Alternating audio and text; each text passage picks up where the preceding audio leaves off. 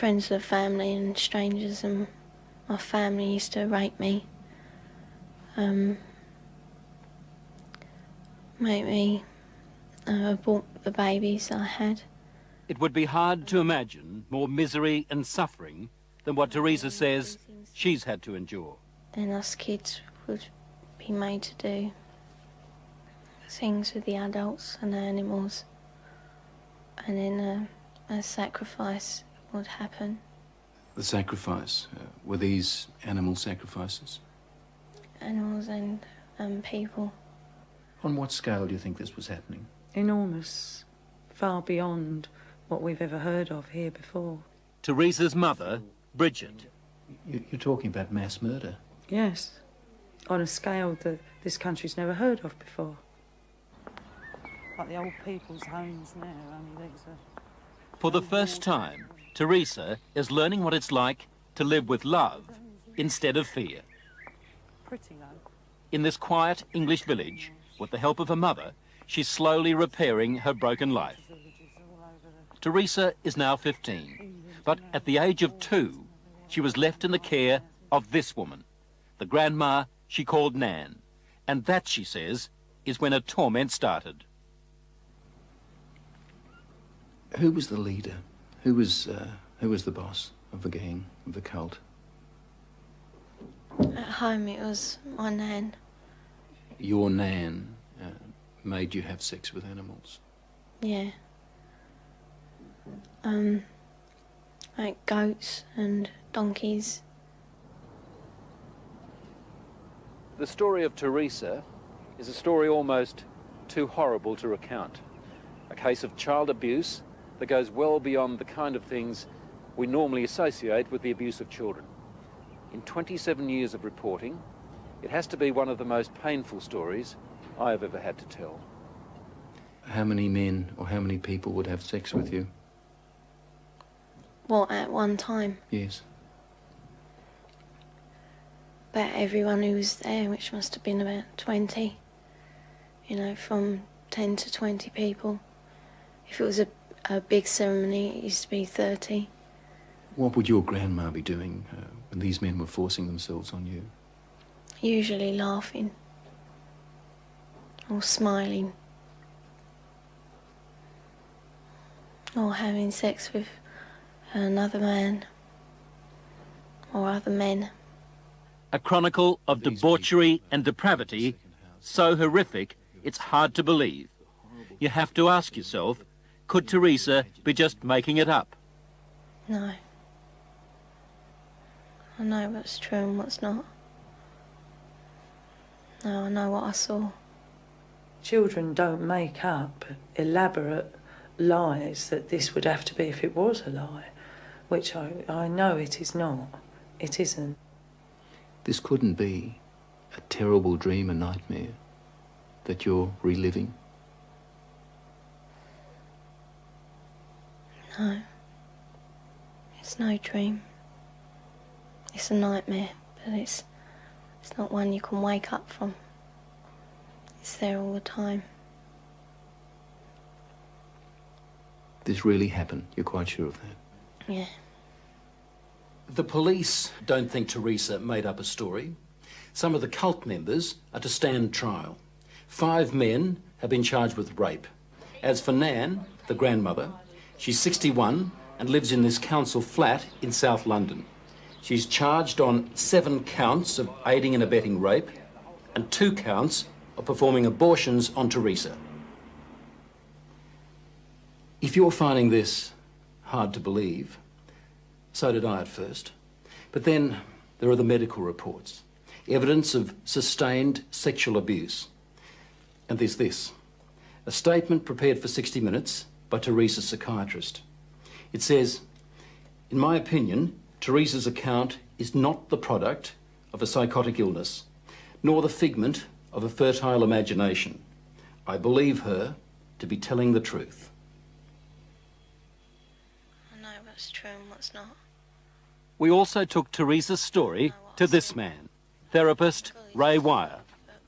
He reads a transcript of our interview and listens to her voice. It's no dream.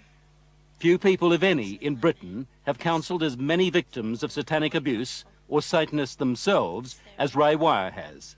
If there is an expert on satanic cults, it would have to be him. Do you believe Teresa's story? I believe Teresa's story. It's exactly the same story as I've heard from men who says they've done it. You've dealt with other cases like hers? Yes. 21 cases like hers, he says, in the past 2 years alone. Themes like they were put in boxes with spiders and worms, where they were trapped in fear, where there was a high use of excrement and urine, where there was talk of human sacrifice. Take just one of those rituals, putting children in boxes with spiders and worms. Now, listen to what Teresa told her mother. And they had a coffin-like box that children were put in with spiders and snakes and the lid shut and left in there. I would have come out deranged. I could not have coped with that mentally at all. You have evidence to back up stories like Teresa's, that this is really happening? Well, we have that age of child, 6, 5 and 4, giving information that ties up with Teresa. How do those children know? How do those children able to describe rituals, to talk about ceremonies, to talk about sacrificing animals? How do those children know? Nightmares, imagining it? You can't imagine those things at 3 and 4 years old, and you also don't have the evidence of anal sex abuse and oral sex abuse and all that other abuse that clearly those children have experienced and endured. During these ceremonies, was Satan, the devil, ever referred to? He was called Lucifer.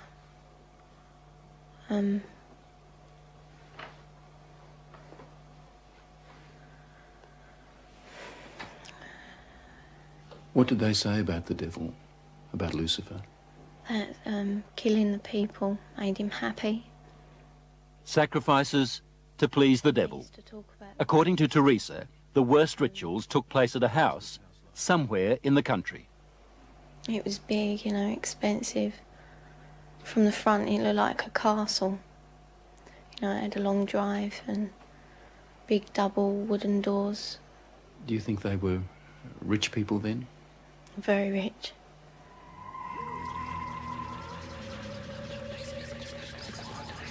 Now, where was this big house somewhere in the country? Teresa says she can't take the police there because the Satanists made sure she'd never know how to find it.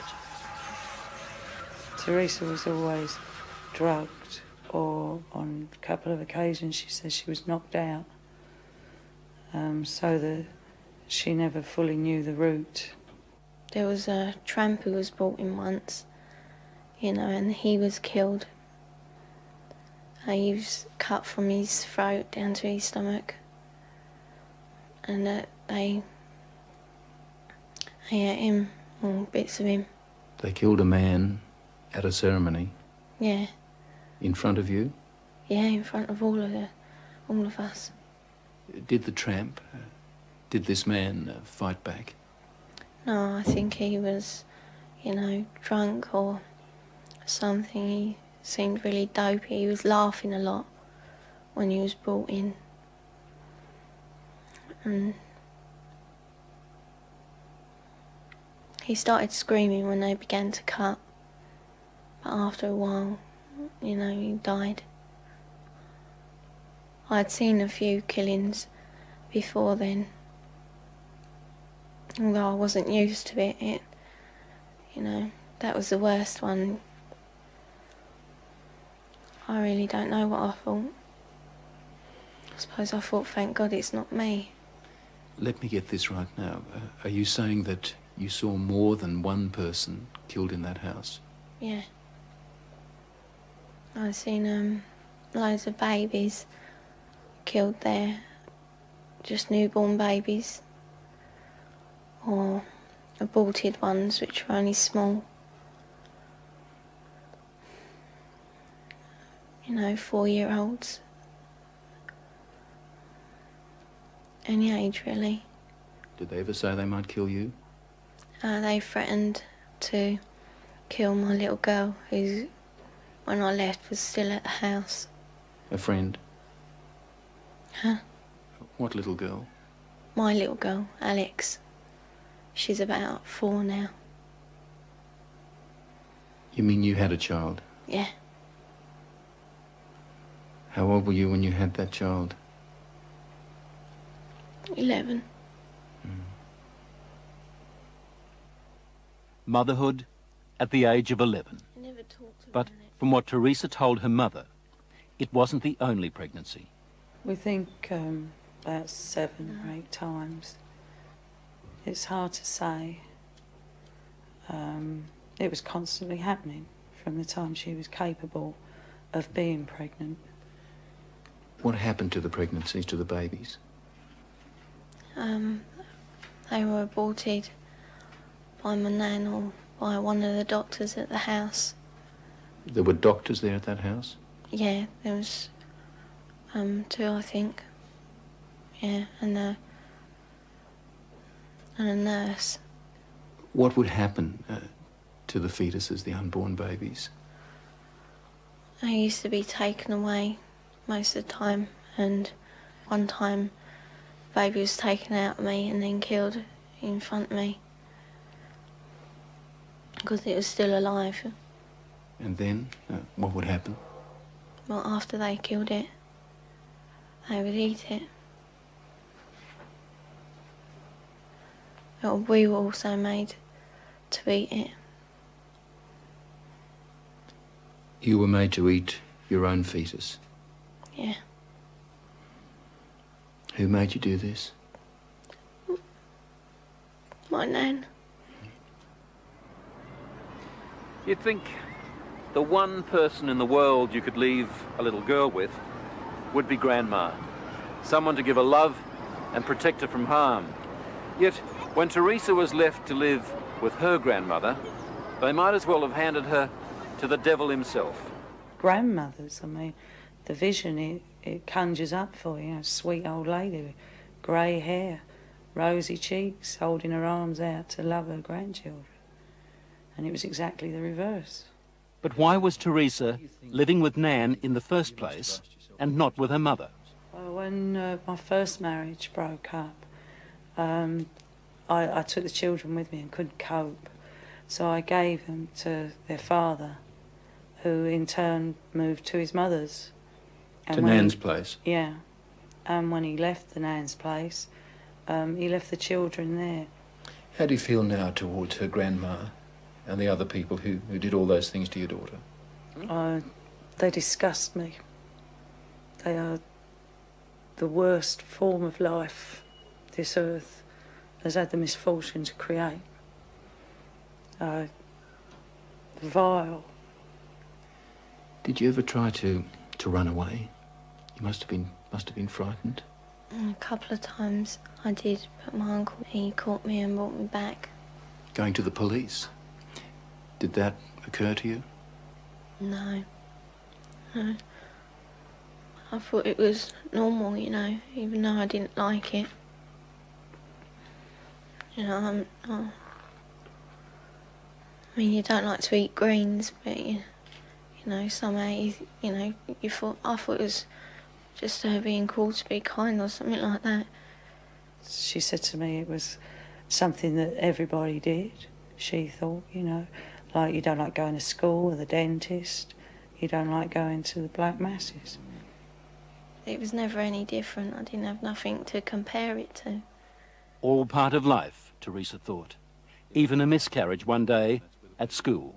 Yeah, I asked the teacher if I could go to the toilet, and she allowed me out. I went into the toilet and the baby was in my knickers. I thought it was dead, but it wasn't. It was still moving. And yet no one at school knew? No. Saw anything? No. Or if they did, they didn't say. No, she was treated for a high temperature, fever, nothing more. What did she do with the baby? She kept her for a while because she was frightened that they'd use the child as part of the rituals. So she turned the pencil case into little coffin. Apparently she put roses in to make her smell sweet. Put a letter with her. Pictures of herself and her brother. A picture of me. And then I put it down the chute because I didn't want my nan to get it. As we said earlier, the police have already charged some members of the cult, and we know they're also investigating Teresa's accounts of those ritual killings.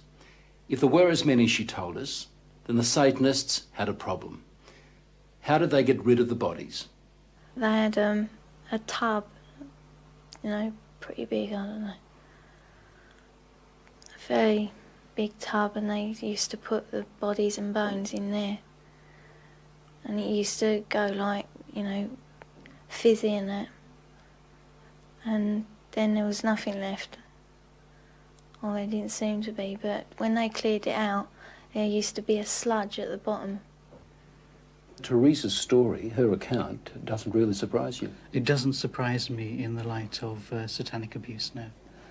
Do you get frustrated with people who just won't accept that these things do happen? Yes, because I've worked with murderers in prisons for years. Not that long ago, a boy was found in a forest in southern England without a head. We have no doubts that men can do that. And yet when we start talking about men within Satanism who actually believe in evil and it's the right to express evil, we suddenly have a doubt. As I was leaving Teresa's place, she handed me this note. It's addressed to the film crew. She says, "Thanks for bothering to help kids like me. I hope it helps." On the other side, there's a poem Teresa made up while she was staying at Nan's place. She calls it Nothing Left. Nothing left. I would scream, but there is no voice left. I would cry, but there are no tears left. I'd fight, but there is no strength left. That was just part of our investigation of Satanism in Britain. We're also gathering evidence about the activities of such cults here in Australia.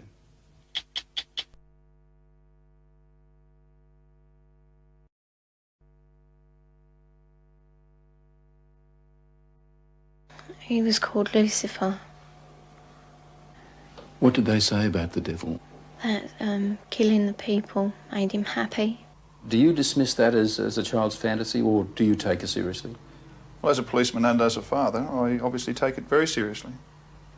Very seriously indeed. Crime Intelligence Officer, Sergeant Alan Barwick. Do you believe Teresa? Yes, I do. What would happen to the fetuses, the unborn babies? I used to be taken away most of the time, and one time the baby was taken out of me and then killed in front of me because it was still alive. And then? They would eat it. Teresa told me that she was forced to eat her own fetus. Does that surprise you? No. Why not? There's information at hand that we believe that has happened before in this country. What Teresa had to endure is bad enough, but it's far from being an isolated case. We found strong evidence that scores of children in Britain are victims of these satanic rituals. But what is the attraction of these cults, and how are people lured into them?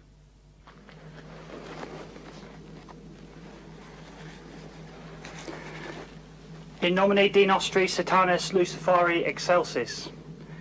In the name of Satan, the ruler of the earth, the king of the world, I command the forces of darkness to bestow their infernal power upon me. David Austin is rare among Satanists. He will actually talk about some of their ceremonies. He denies taking part in child abuse himself, but he's sure some others do. There are people that are using the occult, are claiming to be Satanists, and that they are abusing children. We know it. No sex with children in his cult, says David Austin, but he confirms that sex is a part of some of their ceremonies. Some of our rites are sexually orientated, and again, we have to take into the fact that we do take, in some rites, a bisexual approach to some of our actions. I also witnessed a 9-day-old baby being slaughtered for human sacrifice. Audrey Harper. She spent 5 years in a satanic cult before she escaped. Why did they kill that baby? Why sacrifice a child? Satan likes pure sacrifice, and human sacrifice is better than animal sacrifice, so they are pleasing the master.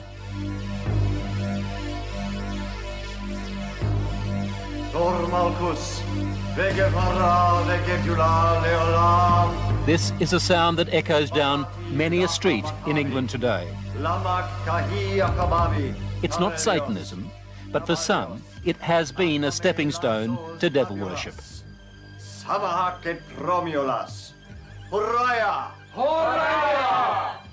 Witchcraft, the so-called harmless end of the occult. Nigel Bourne is the high priest, and Zeldy Bate, the high priestess. They play out their pagan rituals in gatherings they call covens. O thou circle, be thou a meeting place of love and joy and truth, a rampart of protection for all those who stand herein. Wherefore I do bless thee, and I do consecrate thee, in the most holy and potent names. You're a witch. I am. Zeldy and Nigel worship nature and the changing of the seasons. Now is the moment of the spring equinox, when day and night are equal. Nothing to do, they say, with Satan. It's a common belief that witches worship Satan, but we can't worship Satan because we don't even acknowledge his existence. Is witchcraft harmless? No. But then no religion is harmless. You're saying it can be harmful? It Yes, can be dangerous? Of course it can. Anything that is taken to extremes can be dangerous. We as a coven were looking for more, really, more kicks. David Stillwell. He started off in witchcraft. He finished up in something very different. Collectively as a group, we decided to explore Satanism. Now, you were looking for more kicks. What did you end up doing? Animal sacrifice. Sacrificing animals, birds and rabbits and pigeons, doves, things like that. O thou incense, be thou a fit and sweet-smelling Getting sacrifice. bored with rituals like this turned David Stillwell and his coven away from worshipping Mother Nature to worshipping the devil. He was heading towards the kind of depravity that we heard Teresa describe. Could you look up ahead and think to yourself, well, the next sacrifice might be a child? Yeah, it's always something that's at the back of your mind. While I was in this coven, we met people of other covens that purported to have taken part in child sacrifice. They used to burn witches in this country, and there are moves afoot in the British Parliament to have the worst forms of witchcraft outlawed again, especially the Satanists. But that's not so easily done. Witchcraft is just another religion here, and banning it opens the whole question of freedom of religion. Meanwhile, the signs are that Satanism is spreading its evil at an alarming rate. We've got to be aware of it. We don't know how big it is, but we've got to take it seriously. Ray Wire, the therapist we took Teresa's story to. Her case is bad enough, he says, but in sheer numbers, not the worst. The father had 10 children. He ritually, sexually abused them in every way possible. Those 10 children were eventually taken into care. Those 10 children became adults, and between them they had 23 children. Subsequently, the grandfather, those 10 adults and now the 23 children were all involved in ritual abuse, and grandfather and those 10 adults sexually abused those children in every way possible in a satanic way. I wanted, I suppose, a bit of excitement, something slightly different, something that gave me an experience. Despite the harm suffered by children like Teresa, David Austin still defends Satanism. I don't call it dangerous. I don't say it's dangerous. Yes, it's like anything else. If you've got nitroglycerine in a hot kitchen, it's dangerous. If you start playing football with it, it's dangerous. As the athame is to the male, so the cup is to the female. To Nigel and Zeldy, this is a sacred ritual, a fertility rite. Forth a blessing. Most witches agree sex is an important part of their craft, but say it's only symbolic. Blessed be. Satanists also use sex in their rituals, but it goes far beyond symbolism. Take Audrey Harper's experience. The warlock, the master, just raped me. He's the high priest of the coven. Married to the devil, is that what it meant? That type of thing. Yes, only, you know, there's no ceremony. But the act of unity completes my initiation ceremony. I now belong mind, body and soul to Satan. Married to the devil. A consistent pattern, it seems. Audrey when she was 22, Teresa when she was a little girl. They used to marry the kids to Lucifer.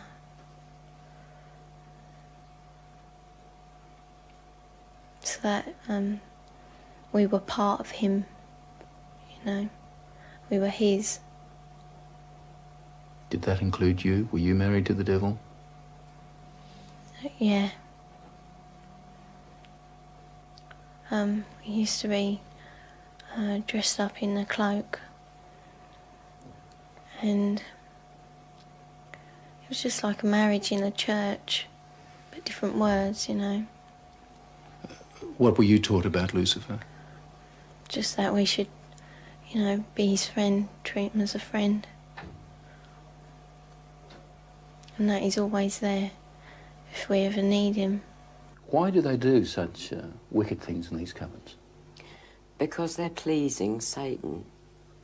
The lower you become, the more vile you become, the more pleased Satan is with you, and therefore the more power you'll get when you die. And they believe this?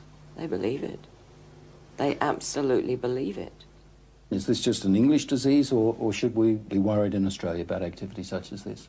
I think you must be worried in every country, including yours, and without a shadow of a doubt you'll have groups in Australia who are doing similar things. It's almost certain that there are black covens in Australia and that there is child sacrifice going on in Australia. Do you think there are satanic cults operating in Australia? Yes, I think it'd be very naive of us to deny that. Our crime intelligence officer again, Sergeant Alan Barwick. Teresa talks of ritualistic sacrifices. Have you come across anything like this in your investigations? Yes, we have. What kind of sacrifices? Animal sacrifices. Can you tell me anything about that? No, I can't. Why is that? It's an ongoing inquiry. The problem is knowing how to recognise it, and that comes down really to parents. Parents recognising where their kids are. But it seems to have changed, you know. You have to wonder why no one guessed what was happening to Teresa over those 12 years at Nan's place. Not even her mother knew when Teresa came to stay with her on holidays.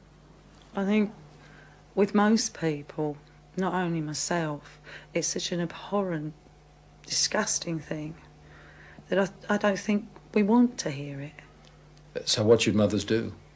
Well, they take the child aside and believe them.